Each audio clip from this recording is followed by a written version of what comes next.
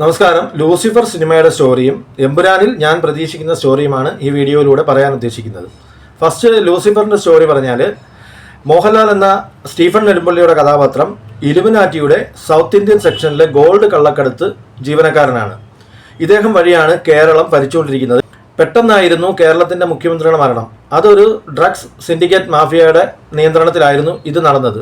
അവർ വഴി കേരളം ഭരിക്കാൻ പോകുന്നു, അവരുടെ പാവ സർക്കാർ കേരളം ഭരിക്കാൻ പോകുന്നു എന്നറിഞ്ഞ ഇലുമിനാറ്റി ടീം മോഹൻലാലിനെ പെട്ടെന്ന് കേരളത്തിലോട്ട് അയക്കുകയും മോഹൻലാൽ ചില അഭ്യാസങ്ങളും പരിപാടികളൊക്കെ കാണിച്ച് അദ്ദേഹത്തിൻ്റെ കേരളം മുഖ്യമന്ത്രിയുടെ മകനെ തന്നെ വീണ്ടും മുഖ്യമന്ത്രിയാക്കി തിരിച്ച് സ്മൂത്തായി പോകുന്നതാണ് ലൂസിഫറിൻ്റെ റിയൽ സ്റ്റോറി.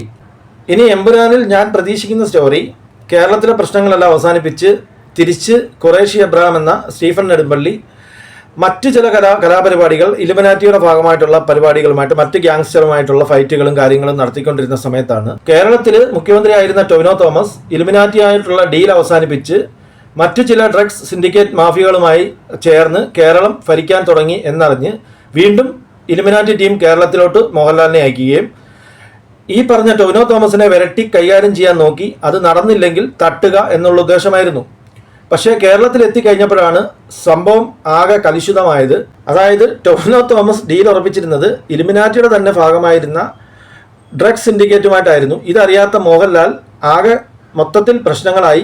അങ്ങനെ അവസാനം ടൊവിനോ തോമസിൻ്റെ ടീമിനെ വിരട്ടി ഒതുക്കി ഇല്ലാതാക്കി മോഹൻലാലിൻ്റെ ഒറിജിനൽ ഇലുമിനാറ്റി ടീം കേരളത്തിൽ ഒരു പാവ സർക്കാരിനെ കൊണ്ടുവന്ന് എമ്പുരാൻ അവസാനിച്ചു.